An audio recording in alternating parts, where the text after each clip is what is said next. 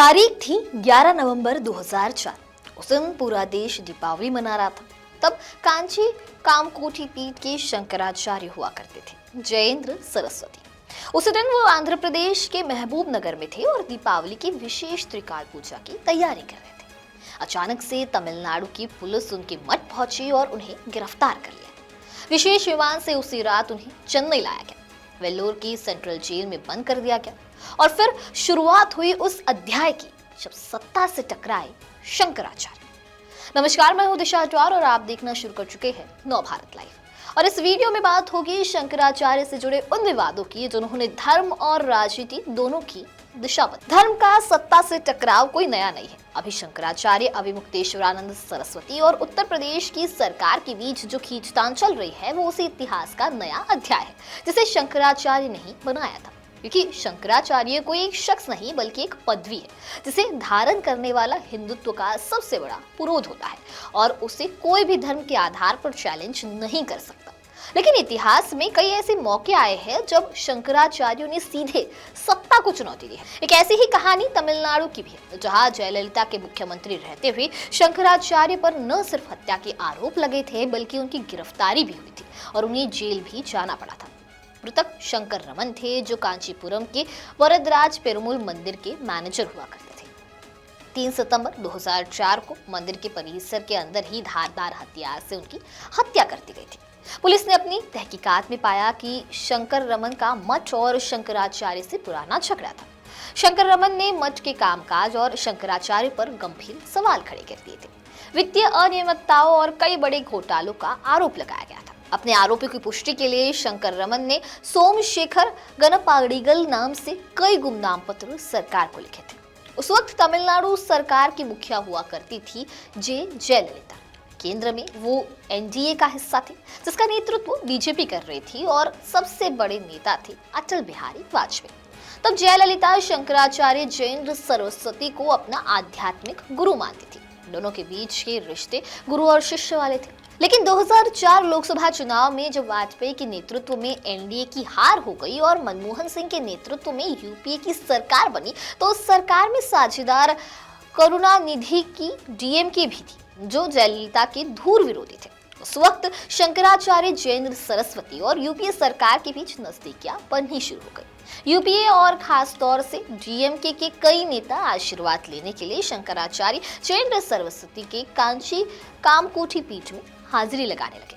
बताया जाता है कि इससे जयललिता नाराज हो गई। जयेंद्र सरस्वती के पीठ में नेताओं की बढ़ती हाजिरी से जयललिता को भी ये लगने लगा कि कांची कामकोठी पीठ अब सत्ता का समांतर केंद्र बनते जा रहा है, जिसकी वजह से उनकी कुर्सी कभी भी खतरे में पड़ सकती है। वही जयललिता अपनी सॉफ्ट हिंदुत्व वाली छवि से भी निकलने की कोशिश कर रही थी, जिसकी वजह से उन्हें लोकसभा चुनाव में भी नुकसान हो गया था।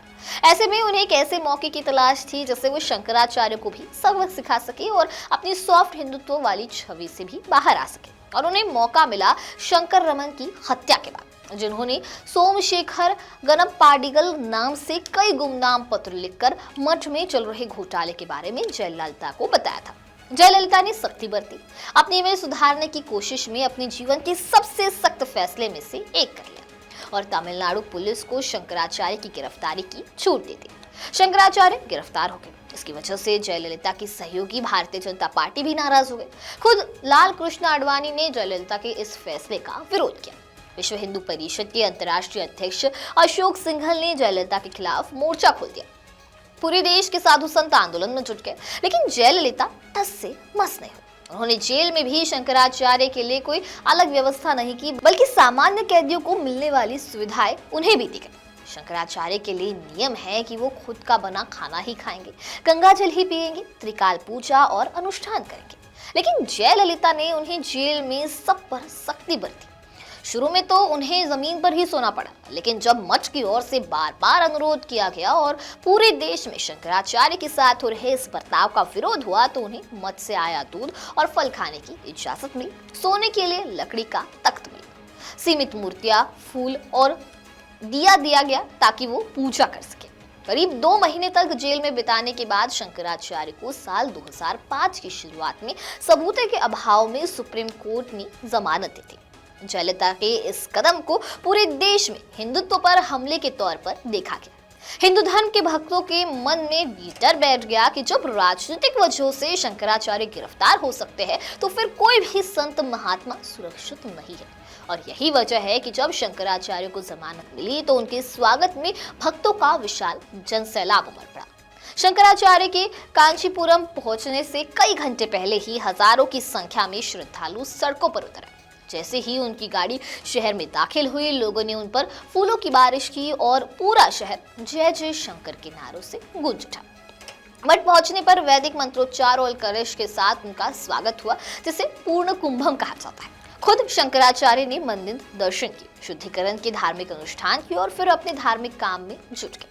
जमानत की कुछ शर्तें भी थी तो उसका भी पालन करना था। ये सब करते हुए शंकराचार्य के वकील सुप्रीम कोर्ट पहुंचे और केस को तमिलनाडु से बाहर ट्रांसफर करने की मांग की। सुप्रीम कोर्ट के दखल पर यह केस तमिलनाडु से ट्रांसफर होकर पुडुचेरी पहुंचा। वहां करीब 9 साल तक इस केस की सुनवाई हुई। इस दौरान कुल 189 गवाहों से पूछताछ की गई, जिनमें 83 गवाह बयान से मुकर गए। शंकरमन की पत्नी और बेटी भी अदालत में आरोपियों की पहचान नहीं कर पाई। पुलिस साबित ही नहीं कर पाई कि हत्या के लिए इस्तेमाल किया गया पैसा या साजिश के तार सीधे तौर पर शंकराचार्य से जुड़े थे। ऐसे में 27 नवंबर 2013 को पुडुचेरी की एक विशेष अदालत ने शंकराचार्य जयेंद्र सरस्वती, उनके उत्तराधिकारी विजयेंद्र सरस्वती और अन्य 21 आरोपियों को बाइज्जत बरी कर दिया। यह घटना आज भी याद दिलाती है कि जब सत्ता और धर्म टकराते हैं तो गूंज बहुत दूर तक जाती है। बहरहाल, अब इस बारे में आपकी क्या राय है, हमें कमेंट सेक्शन में जरूर बताइए। वीडियो पसंद आया होगा तो इसे लाइक और शेयर करना ना भूलें और ऐसे ही तमाम अपडेट से जुड़े रहने के लिए बने रहे नव भारत लाइव के साथ।